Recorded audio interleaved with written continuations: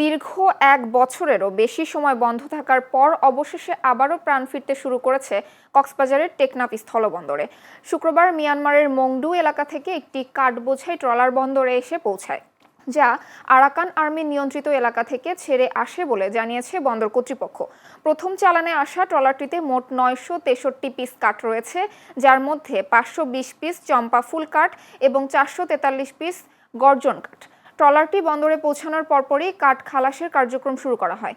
দীর্ঘদিন সীমান্ত বাণিজ্য বন্ধ থাকায় টেকনাফ স্থলবন্দর কার্যত স্থবির হয়ে পড়েছিল। এতে স্থানীয় ব্যবসায়ী, শ্রমিক ও বন্দর সংশ্লিষ্টদের জীবনে নেতিবাচক প্রভাব পড়ে এবং অনেকেই কর্মহীন হয়ে পড়েন।